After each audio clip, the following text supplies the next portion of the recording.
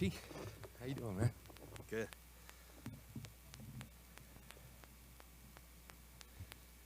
Alrighty. We, as an organization, really excited about the draft. It's been a really cool process, as it is every year. You want to take the opportunity to thank a few people. Our scouts. We've got tremendous scouts, and a lot of them are here before we got here, and I'm blessed to work with them each and every day. And their professionalism, their work ethic.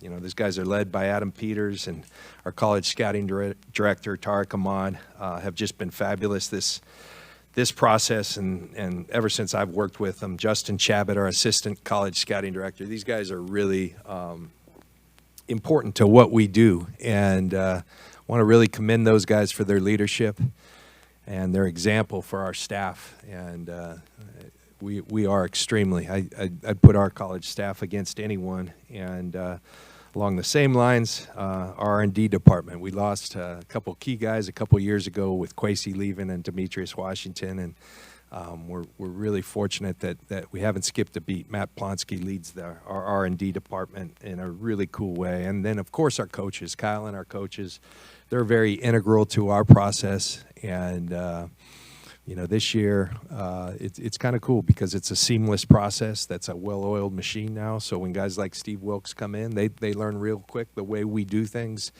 And it's been awesome to have a new set of eyes and in a couple different instances with Steve and Clint Kubiak, some different perspectives in the meetings as well.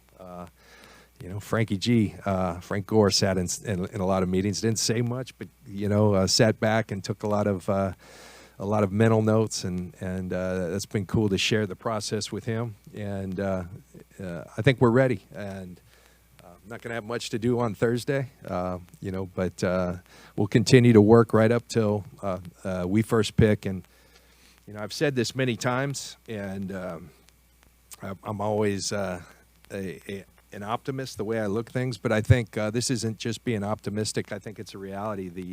If you ask kind of what the themes of this draft, I think one of them is the quality of depth in this draft. And so I think that sets up well for our first pick being at 99, then having 11 of them. The quality of depth is really a signature of this draft for me. There's a lot of good football players and a lot that we like, and so that excites me. And that excites everybody. And we've got to have a productive draft. You always have to be infusing youth into your team and quality youth. And, we're excited about the prospects of being able to do that. And with that, I'll open it up for questions. This is not necessarily a draft question, but I guess it is as far as the timing. What's been your level of transparency with Trey as far as what's transpired, as far as teams reaching out to you? What have you told them, and where does it stand? Yeah, so, generally, Matt, our policy, my policy, if we're actively trying to trade a player, not trying to, or if we're having discussions, for instance, last year with Mike McGlinchey, it became apparent that a year away from that, it was going to be tough to re-sign with Trent Williams in the building and the reality of our roster. I brought Mike McGlinchey up and said, hey, Mike, I never, from being a player myself, I never want you to hear from anyone else that you're being shopped. So I'm telling you, we are going to talk to some teams. If we're fielding inbound calls, I think I'd be doing that every single day if I'm telling every single player. I do think with the sensitivity of Trey's position, maybe a little different. So Trey and I have talked, and we're on the same page, and Trey knows exactly where the situation is. His mindset is all about competing, and I think that's exactly where his mindset should be. We're excited about the position he's put himself in with the work he's done this offseason to, number one, get healthy, number two, improve upon some things that he really wanted to improve upon. And, we don't get to watch all of his workouts. I've got a good view, and he's definitely excited, and I think he has reason to be. And, so, yes, there has been good communication, and we're excited about Trey's ability to go compete for a job. Can you characterize the calls that you get about him? Is it Are there offers made, or is it just kind of feeling you guys out? Yeah, I think there's a lot of smoke, really. It hasn't been extremely active, and it's not like we've put it out there that, hey, we're taking offers for Trey, call 1-800, that's not been the process. People's job in this is to ask questions. Has that happened on a couple occasions? Sure, but hasn't been that substantive. And like I said, we're focused, as is Trey, on his ability to compete and play an integral role on this team. Last year we needed 5, and so we value every single one of those guys, and we're excited about our group. We really are. Have his agents reached out to you about potentially moving him if he doesn't get an opportunity to play? No.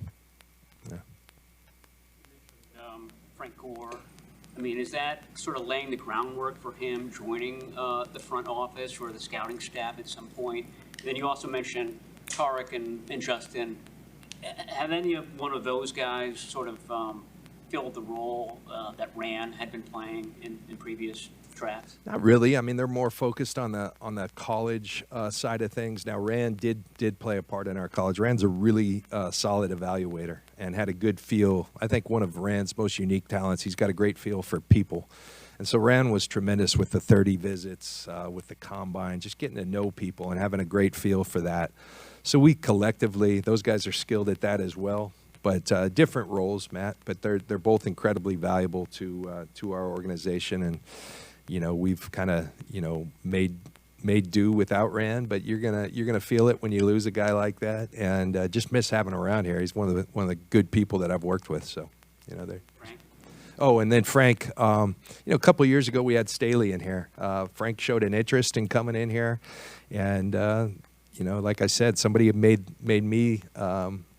that opportunity available to me years ago, and I was really grateful for it. And so if someone's willing to put the time in and has given as much as he has to the organization, then absolutely we're going to open our arms. And Frank, I think he learned a lot through the process. Yeah. You said at the owners' meetings that you would know more about Brock after about 12 weeks. I know we're not quite there yet, but just having him in the building the last week, kind of what has his mindset been, and what have you been able to see so far?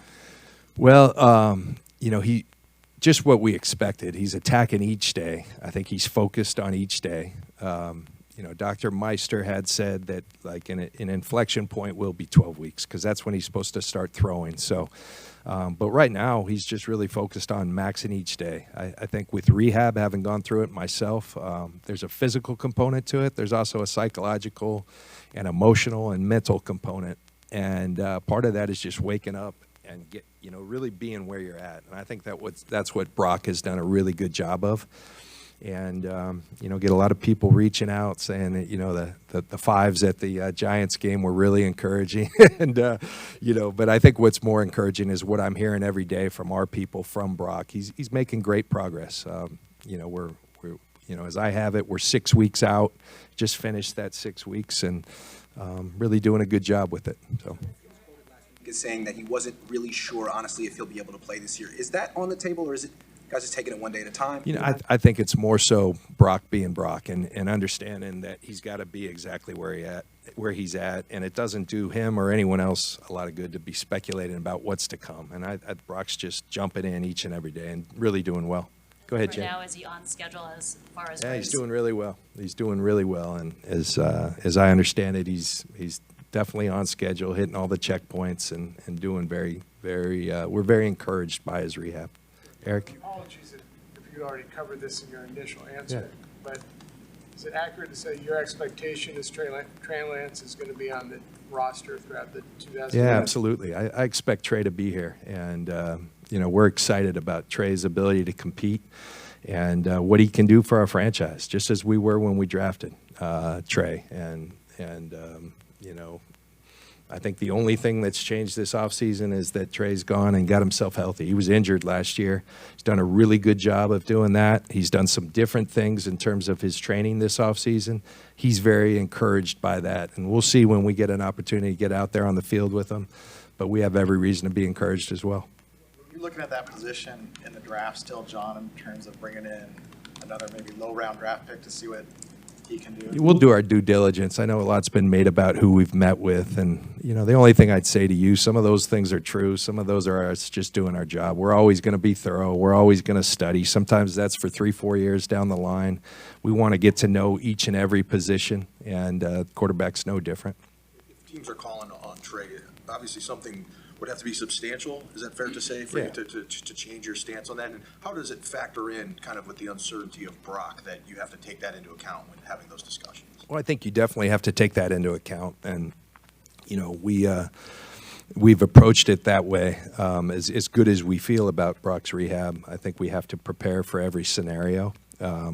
But more so, we're just excited about having 3 really quality quarterbacks in our room and letting those guys go out and compete and vie for a job. And we're excited about that. Reached out to you about potentially trading for Brandon Ayuk, and is that something you would consider? I'm not going to get into specifics on people. We love Brandon Ayuk, and excited about Brandon being a part of this team. So I'll just leave it at that. Regarding Ayuk, I mean, with his, if you pick up his 5th-year option, what that number will be next year, and Debo's number, we talked about, you can't keep McGlinchey and Trent Williams. It was a DeForest Buckner, Eric Armstead situation. Yeah. How do you view that looking, I know we're talking about 2024, but is that something you can creatively navigate, having both those guys remain on the roster next season? Yeah. It's a good question. It's a fair question because I understand the line of thinking. You can't keep everyone. We're trying to do something special this year, and Brandon's going to be a big part of that, and beyond as well. And so, yes, you always have to think out a few years, but we're really excited about Brandon. Feel like he made another big step next year, and I think the best is yet to come. And so we want him being a part of it. And at some point, you have to figure things out. And I guess we'll take that as it comes. But as of right now and into the future, we're really excited about Brandon Ayuk and where he's at as a pro, the work he's done to develop as a pro and become one of our core players here. You don't have to make those official till next week, but have you made the 5th-year decisions on Brandon and Javon yet? You always like to get through a draft. I want to publicly, before I publicly disclose that, which will happen, I mean, we have to by Monday, right after the draft. I want to talk with each one of those guys individually before I do that. So that will be forthcoming. Doing in his rehab or coming back this season? JK's doing great. He's really in a good spot. I mean, he looks like he looks tremendous. He's preparing. He's excited about his preparation. I think it's a good feeling when you've battled injuries year after year and you're in a healthy spot, and you can see it in the way he's walking around here. He's just very encouraged and in a really good place, and I think he's earned that right. He's worked really hard to be here, and I think we're all really encouraged by it and excited to see what can come. The interior O-line at the owners' meetings. Feliciano, is he going to be competing for a starting spot, maybe that right guard spot? I think that's open to him. We rotated Spencer and Brunskill last year. John's a guy who started a lot of games here in the last few years. I think he gives us tremendous versatility at guard and center. Around the league, it's kind of known he's one of those glue guys, one of those guys you want in your room, and so he became a priority for us in free agency. I felt very fortunate that we were able to come out of free agency with John, a part of our team, especially once we lost Danny. Those guys are incredibly valuable. Now, having said that, I thought Spencer acquitted himself really well. He's a really talented young man, and I think it's only going to get better. And it's always great to have competition and know you have someone there that if something were to happen at either spot, and I mean all three, really, you've got a guy who's tested, who's battle-tested, who has done it. And so John was really a nice addition for us, and really, really cool to have added him to our group. In fitting into the team? He's doing well. They're this phase they can meet, and I think they're having great meetings. He's out there throwing with our guys and doing really well. The last few years, you've been able to kind of plan for the future, with Banks, Hufanga, guys that maybe don't have to play right away. And and then the next year can step in. Does that change at all how you evaluate guys in terms of, maybe this guy's learning curve is a little longer, but we have that leash to do that, or how does that kind of maybe evolve? I think in both those instances, I don't believe, looking back, that we said, hey, this is a guy who we see starting 2 years from now, but we're not going to put guys out there until we feel like they're ready and they've earned that job. And so those are two occasions with those guys who've turned into really good players. Aaron had to do some things, kind of reworking his body, and he took on that challenge and did a tremendous job of it, and really had a solid year. Huff, we've known this guy as a playmaker. He had a couple people in front of him. This year he earned it, and had an all-pro year. And so we're excited to know that, and there are sometimes, especially with this roster, a lot of spots are filled. We're always going to add to that and add competition. And sometimes it is, we could see this guy being a starter in year 2, but we like drafting players we believe can go play right now. And is that more difficult when your first pick's at 99? Sure. And is that more difficult with a roster that's constructed like ours, where a lot of the spots are somewhat spoken for? Sure. But we want to continue to add players who add to the competition and make us a better football team. You have so many picks from 99 to the end of the draft that it's open to you to take 4 or 5 of them, and go get someone you really want. How do you balance that with also wanting just a lot of picks just so you can hit some more? Yeah. That's something you have to take. We've had drafts where we're incredibly active, and last year we didn't make one move. That wasn't for lack of trying. We tried to move around. Nothing came to fruition. I think a lot of that's just sitting there, and it's kind of painful to do when you're sitting there, just as it was last year. We picked at 61. It's a lot of sitting and waiting and seeing names go off that you really like. And then, I think what you start doing is saying, hey, if all the players we like are starting to go, okay, now is this an opportunity for us to move up and go get one of the last few that we really have a high grade on? Those things can factor in. But, I mentioned the quality of depth on this draft. I really believe at 99, at 101, 102, and 155, there's going to be players we really like and want to add to our team, and that has me encouraged. Is Ezekiel someone who could compete at right tackle, or do you see him more as an interior offensive lineman? Probably more as an interior, but he is a guy, when we speak of him, we talk about five position flex. I mean, I think Nick has that in him. Nick, just talking to our strength coaches, he's a guy really having a great offseason. He's just been here the entire time, making a lot of progress in terms of his strength, his explosion. He's the right type of mindset, and he's a really good talent. I'm excited about his future. Confidence level in signing the other Nick in the next 3 months, and is it a non-starter if teams call to ask about his trade availability? Yeah, that hotline's closed. That never opened. So, as for the other thing, we're going to focus on this draft, and then, I've stated many times that's a priority for this offseason.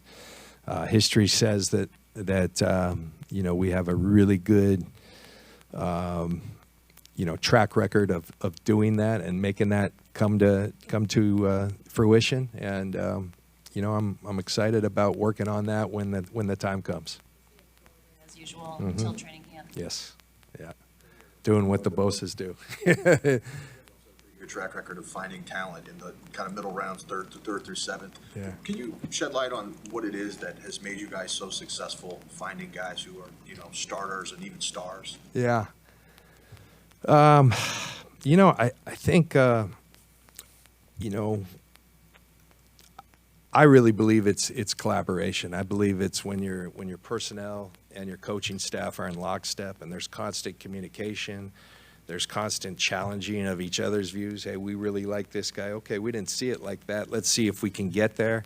I think we really take pride in doing that, and we do it from the top on down. Kyle and myself spend a ton of time watching players together.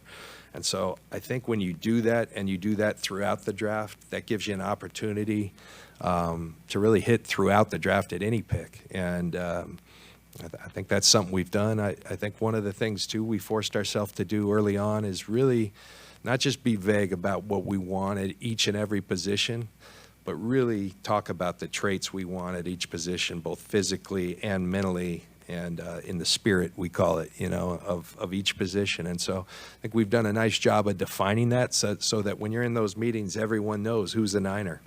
And when you have that as a starting point, I think you can start finding those guys. So we aren't perfect. We've had our share of misses, but I'm proud of our track record, and hopefully that continues because we got a lot right there this year. Really piggybacking on that, like, what's a Niner? And in 2017, you guys took Joe Williams, and you were like, he wasn't initially on your draft board. Jiggy Keller Witherspoon, and just you personally were like, I don't know about his aggressiveness as far as tackling. I mean, just speaking for you, have you identified more like as far as football character and what you believe in? I mean, whether 2017 did it and you've kind of established since then? Yeah. No, I do think it's an evolving deal as to exactly what we are and who we want.